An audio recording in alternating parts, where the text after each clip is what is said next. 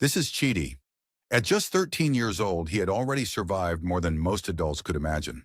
Born into absolute poverty in the slums of Port Harcourt, Chidi had no father, no home, and a mother dying slowly from kidney disease on a thin mat in a one-room shack they didn't even own. He had dropped out of school in primary three because there was no money for fees, no money for books, no money for anything.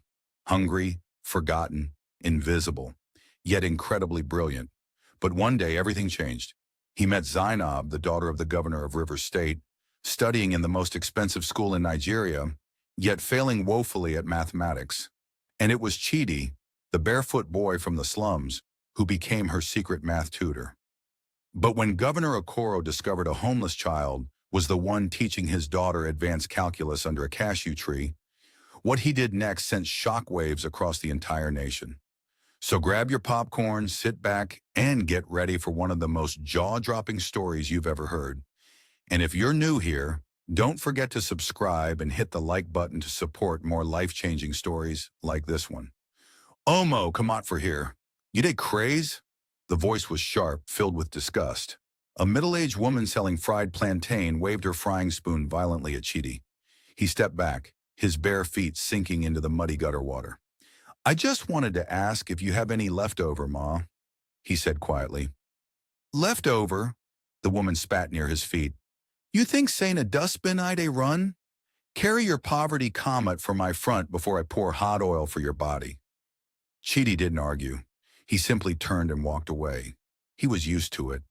The insults, the threats, the disgust in people's eyes. At 13, Chidi had learned that the world had no patience for boys like him. His mother, Mama Chidi, lay on a worn raffia mat inside their tiny shack, her body swollen, her breath shallow. She had been sick for 2 years. Kidney failure, the free clinic doctor had said. She needs dialysis, but that costs money. Money they didn't have. Money they would never have. Chidi sat beside her every night, wiping her forehead with a damp rag, whispering stories to keep her calm. Sometimes she smiled. Most times she just stared at the ceiling, too weak to speak. My son, she had whispered one evening, her voice cracking. I am sorry. Sorry I brought you into this wicked world to suffer. Chidi shook his head, gripping her frail hand. No, Mama, you didn't do anything wrong. God will help us. His mother closed her eyes. Tears rolled down her temples. Chidi wanted to believe his own words. But every morning when he woke up to hunger, to the stench of the gutter outside, to the reality that his mother was dying and there was nothing he could do, belief felt like a luxury he couldn't afford. He hadn't been to school in over 4 years, but Chidi's mind never stopped working. He scavenged old newspapers from dump sites and read them cover to cover. He found torn textbooks in the trash and studied them at night by candlelight. Mathematics fascinated him. Numbers made sense when nothing else did. He could see patterns where others saw chaos. He solved problems in his head while walking through the market. When other boys his age were sniffing glue or joining street gangs, Chidi sat by the roadside with a stick, writing equations in the sand. People mocked him. They called him names. But he didn't care. Learning was the one thing poverty couldn't steal from him. One afternoon, a man in a bright shirt paused and watched Chidi scribbling numbers in the dirt. What didn't you do? The man asked. Chidi looked up, startled. Mathematics, sir. The man squinted at the sand. That one, a serious algebra, oh. You go school? Chidi shook his head. I used to, but not anymore. The man stared at him for a long moment, then dropped a 50 naira note beside him. Keep learning, boy. You get brain. As the man walked away, Chidi stared at the crumpled note in his hand. It wasn't much, but it was proof. Proof that someone, somewhere, saw him. And that was enough to keep the fire burning. It started with Puff Puff. Chidi had been sitting outside a provision store near Rumola, watching cars pass, his stomach growling so loud it hurt. That's when he noticed her. A woman in her late 30s dressed in a simple anchor gown, setting up a small table with a cooler and a tray of snacks. She wasn't rich, but she looked kind. Chidi's eyes locked on the golden puff puff she was arranging. He hadn't eaten all day. The woman glanced up and caught him staring. Instead of shooing him away like others did, she smiled. You hungry? Chidi hesitated, then nodded. She waved him over. Come, sit. Chidi approached slowly, unsure if this was real. She handed him 3 pieces of puff puff and a sachet of water. Eat, she said gently. Chidi devoured the food so fast he almost choked. The woman watched him with sad eyes. What's your name? Chidi, ma. You go school? Not anymore. My mama's sick. We don't have money. She nodded slowly. Can you read? Yes, Mom. Very well. Her face softened. Come back tomorrow. I need someone to help me at the shop. I'll pay you small, and I'll feed you. Deal? Chidi's heart nearly exploded. Yes, Mom. Thank you, Mom. Her name was Auntie Ngozi. She ran a small provision shop and sold snacks on the side. Every day, Chidi swept the floor, arranged goods, and served customers. In return, she gave him food and 200 naira daily. But more than that, she gave him something priceless. Respect. One evening, while Chidi was closing the shop, Auntie Nosy noticed him solving a math problem on a scrap of cardboard. Where did you learn that? She asked, amazed. From an old textbook I found in the trash, Chidi replied. He didn't think it was anything special, but Auntie Ngozi stared at him like she'd just discovered gold. You're a genius, she whispered. The next week she returned with a bag. Inside were 3 brand new notebooks, a pack of pens, and 2 mathematics textbooks. Chidi's hands trembled as he held them. This is for me? Yes. Don't waste it. Learn well. Tears blurred his vision. No one had ever invested in him like this. Not even his own family. 2 weeks later, Auntie Ngozi did something even bigger. She enrolled him in evening classes at a small community school nearby. The teacher, Mr. Amika, was a retired civil servant who taught for free. Chidi attended every single class. He absorbed everything like a sponge. Within a month, he was answering questions meant for SS2 students. Mr. Amika pulled him aside one day. This boy no wonder kid. Where him day all this while? Chidi just smiled shyly. For the first time in years, he felt alive. He felt seen. He felt like he had a future. But life has a cruel way of snatching hope away. One Friday evening, Auntie Ngozi sat Chidi down with tears in her eyes. My husband got a transfer to Abuja. We're leaving next week. Chidi's heart sank. What about me? She looked away. I've paid for your classes for the next 2 months. After that, I don't know. I wish I could do more, but we're struggling too. Chidi nodded, his throat tight. Thank you, Auntie, for everything. She hugged him tightly. Don't stop learning, Chidi. Promise me. I promise. A week later, she was gone. The shop was locked. The classroom fees ran out. Mr. Amika apologized but said he couldn't teach for free indefinitely. And just like that, Chidi was back on the streets. Back to square one. Back to invisible. He sat outside the locked shop that night and cried. Not because he was angry, but because for a brief moment he had tasted what it felt like to matter. And now that taste was gone. Chidi didn't give up. Even though the doors had closed again, something inside him refused to break. He still had the notebooks Auntie Ngozi gave him. He still had the textbooks. And he still had his mind. So he did the only thing he knew how to do. He kept learning. Every morning he would walk to the biggest secondary school in Port Harcourt. Government Comprehensive Secondary School. Rumakwuta. It was a massive school with painted walls, neat lawns, and students in crisp uniforms. Chidi didn't belong there, but that didn't stop him. There was a spot behind the school fence, hidden by overgrown bushes and a large neem tree. From there, Chidi could see directly into one of the SS2 classrooms. He would crouch there for hours, notebook in hand, copying everything the teacher wrote on the board. When the students recited formulas, he whispered along. When they solved problems, he solved them too, faster than most of them. Some days the teacher would ask a question and the whole class would go silent. Chidi, crouched in the dirt outside, would whisper the correct answer to himself. If only they could hear me, he thought. But they couldn't, and they wouldn't. One afternoon, a security guard spotted him. "What'd you they do there?" the man shouted, charging toward him with a stick.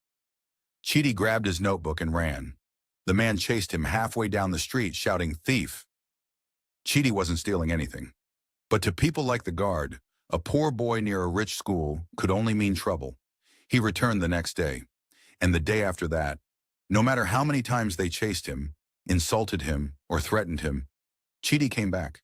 Because inside those classrooms was the future he dreamed of, and he refused to let anyone tell him he didn't deserve it. One day, while sitting under the neem tree copying notes, Chidi heard a voice from the other side of the fence. "You're always here." Chidi froze. He looked up. A girl stood on the other side of the fence holding a textbook. She wore the school uniform, her hair neatly braided, her eyes curious, not cruel. "I'm not doing anything wrong," Chidi said quickly. "I'm just learning." "I know," the girl replied. "I've been watching you. You're faster than everyone in my class." Chidi blinked, surprised. "You noticed me?" The girl nodded. "I'm Zainab. What's your name?" "Chidi." There was a pause. Then Zainab did something that would change everything. She pushed her textbook through a gap in the fence. "Can you help me? I don't understand this topic. It's algebra. My teacher explained it 5 times, but I still don't get it." Chidi stared at the page. It was quadratic equations. He had taught himself this topic months ago. He took the book and began explaining, step by step, using simple language. Zainab listened, her eyes widening with understanding. "Oh my God," she whispered. "I finally get it. You're a better teacher than my actual teacher." Chidi smiled shyly. "I just love math." Zainab looked at him seriously. "Can you come back tomorrow? I'll bring more questions." Chidi hesitated. "What if someone sees us?" "I don't care," Zainab said firmly. "You're helping me. That's all that matters." From that day on, they met every afternoon. Same spot, same time. Chidi taught, Zainab learned, and slowly something beautiful grew between them. Not romance, something deeper. Respect, friendship, trust. Zainab started bringing him food. Sometimes rice, sometimes meat pie, sometimes just bottled water. But to Chidi, it was more than food. It was proof that someone saw him, not as a beggar, not as a nuisance, but as a human being, as someone worth knowing. One day, Zainab said something that made Chidi's chest tighten. "You're the smartest person I've ever met, and I don't understand why you're out here and I'm in there." Chidi looked at the ground. "Because your father is the governor, and my mother is dying in a slum." Zainab's face fell. "I'm sorry," Chidi shook his head. "Don't be. Just keep learning. That's all I want." And so they did. For 3 months they met in secret. Zainab's grades skyrocketed. Her math teacher praised her publicly. Her father, Governor Okoro, even noticed. But Zainab never told anyone the truth. Because she knew the moment she did, they would take Chidi away from her. And she couldn't let that happen. It was a Tuesday afternoon. The sun hung low, casting long shadows across the school compound. Zainab sat under the cashew tree near the back fence, her math notebook open, waiting for Chidi. She didn't know her father had decided to visit the school that day. Governor Okoro rarely came unannounced, but today he wanted to surprise his daughter and see her new school environment firsthand. He walked through the compound with the principal, 2 security men, and his assistant. Parents waved, teachers bowed, students scrambled to stand at attention. As they toured the school, Governor Okoro paused near the backfield. He noticed something strange. His daughter Zainab, sitting alone under a tree near the fence, talking to someone on the other side. His brow furrowed. Who is she talking to? The principal squinted. I don't know, Your Excellency. Let me go check. No, Governor Okoro said quietly. I'll go. He walked slowly toward the tree, his polished shoes crunching on the dry grass. As he got closer, he could hear voices. A boy's voice, calm and confident. So if x equals 3, then you substitute it here, and the value of y becomes 9. Got it? Zainab's voice. Oh, I see it now. You explain it so much better than my teacher. Governor Okoro stopped just behind the tree. He looked through the fence. On the other side, crouched in the dirt, was a barefoot boy in torn clothes, holding a battered notebook. His fingers were stained with ink. His face was focused, alive with intelligence. The boy was teaching his daughter. Governor Okoro's breath caught. "Zainab," he said quietly. Zainab jumped, spinning around. Her face went pale. "Daddy!" The boy on the other side froze. He dropped his notebook and scrambled to his feet. "I'm sorry, sir. I didn't mean any harm. I was just helping her with math." Governor Okoro stared at him, then at his daughter, then back at the boy. "Who are you?" "Chidi, sir. My name is Chidi. And you've been teaching my daughter?" Chidi nodded, his voice barely a whisper. "Yes, sir. For 3 months now." The governor's face was unreadable. The principal rushed forward, alarmed. "Sir, I had no idea this was happening. I will deal with this immediately. We'll call security and—" "Stop," Governor Okoro said sharply. The principal froze. The governor turned back to Chidi. "Step closer. Let me see you." Chidi hesitated, then stepped up to the fence. His clothes were torn. His feet were covered in dust. His eyes were tired, but they burned with something unmistakable. Intelligence, dignity, fire. "Where do you go to school?" Governor Okoro asked. Chidi looked down. "I don't, sir. I stopped in primary 3. "Why?" Chidi's voice cracked. "My mother is sick. She has kidney disease. We have no money for school. We barely have money for food." The governor was silent for a long moment. Then he asked, "So how did you learn all this?" Chidi held up his notebook. "From books I found in the trash, sir. From listening outside classrooms. From practicing every day. I just love learning." Governor Okoro looked at his daughter. "Is this true? Have you been learning from him?" Zainab's eyes filled with tears. "Yes, Daddy, and he's the reason I've been doing well. He's the reason I finally understand math. He's the best teacher I've ever had." The governor's jaw tightened. He turned to his assistant. "Get the car. Now." The assistant blinked. "Sir?" "Get the car. We're not leaving yet." He looked at Chidi. "Take me to your house." Chidi's heart stopped. "Sir? I want to see where you live." "Show me." Chidi's legs trembled. "Sir, it's not a good place. I don't care. Show me." 20 minutes later, the governor's convoy pulled into the slums of Diobu. People scattered in confusion. Children ran alongside the cars. Women peeked through doorways. Governor Okoro stepped out of his SUV and followed Chidi down a narrow, muddy path lined with zinc shacks and open gutters. They stopped in front of a small room with a torn curtain for a door. Chidi's voice was barely audible. "This is where we live." Governor Okoro stepped inside. The smell hit him first. Sickness, poverty, decay. On a thin mat on the floor lay a woman, her body swollen, her breathing labored. "Mama," Chidi whispered, kneeling beside her. "We have a visitor." The woman opened her eyes weakly. She saw the governor and tried to sit up, but she didn't have the strength. "Sir, please. My son, he's a good boy. He didn't do anything wrong." Governor Okoro crouched beside her. His throat tightened. "I know," he said softly. "I know." He stood and stepped outside. His assistant and security men were waiting, their faces grim. The governor's hands were shaking. "This boy," he said slowly, "has been teaching my daughter advanced mathematics from a garbage dump, while I've been paying millions for private tutors who couldn't do half the job." His voice cracked. "And I almost let him disappear."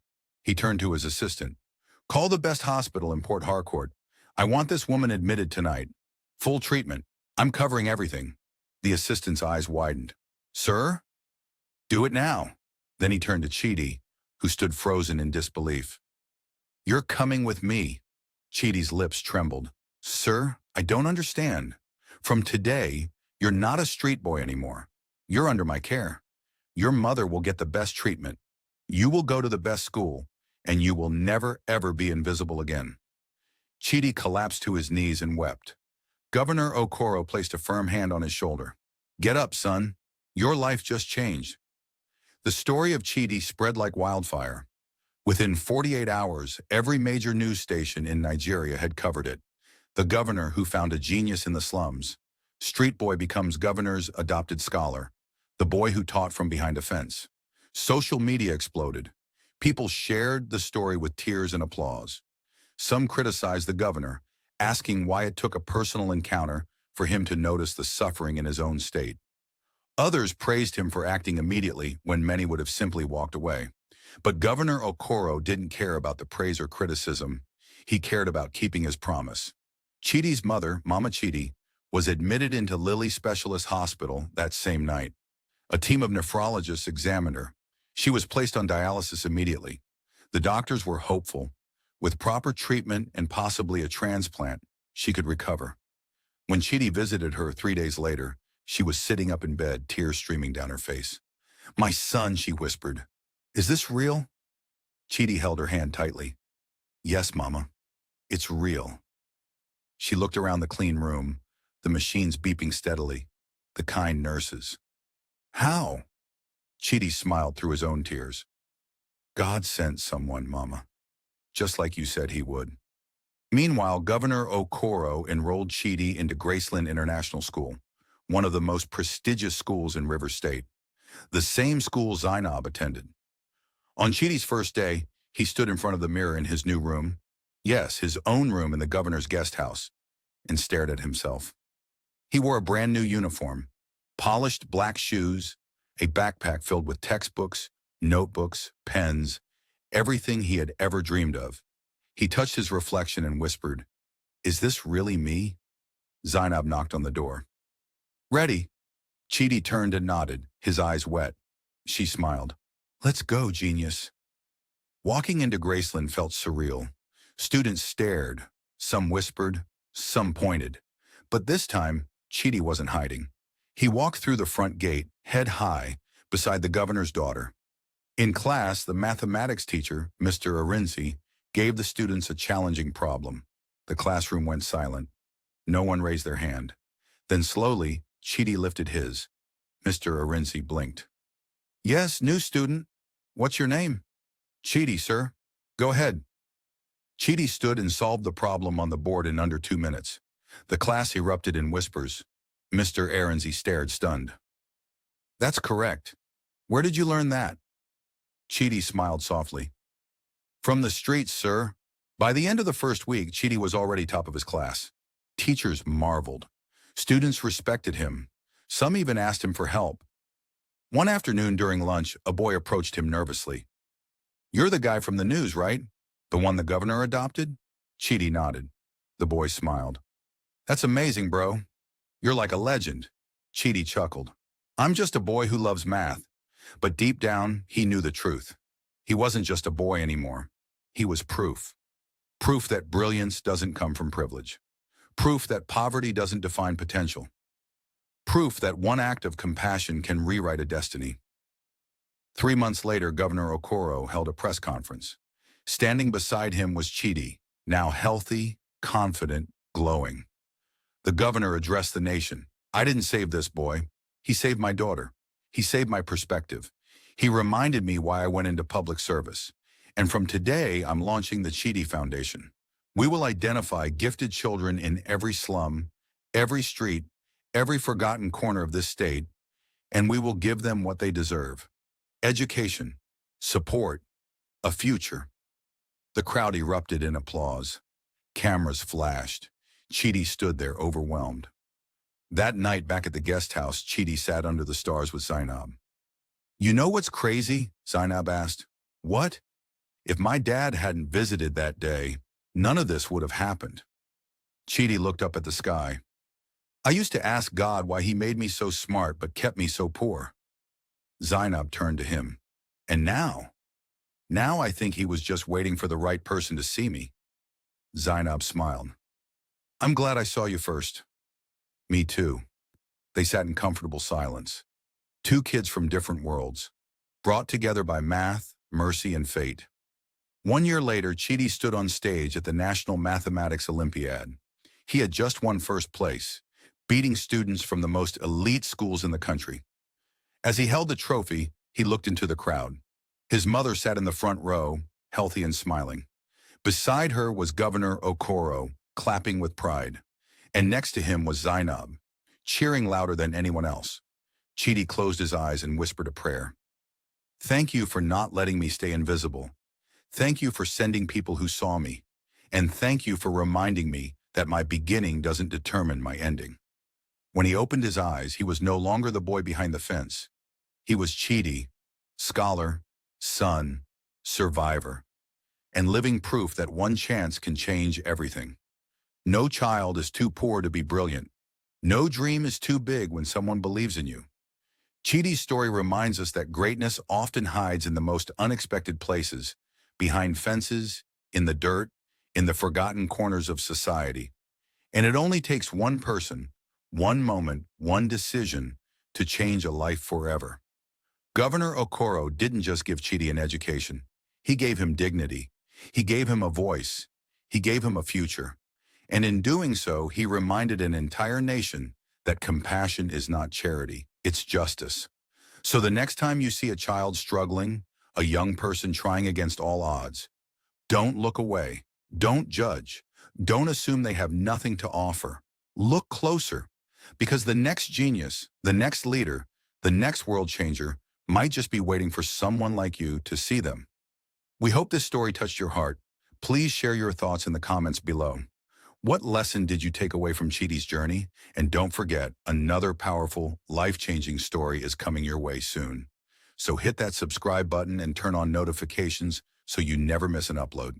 If this story inspired you, show some love by hitting the like button and sharing it with your friends and family. Thank you so much for watching. Stay blessed, stay inspired, and remember, every child deserves a chance. God bless you.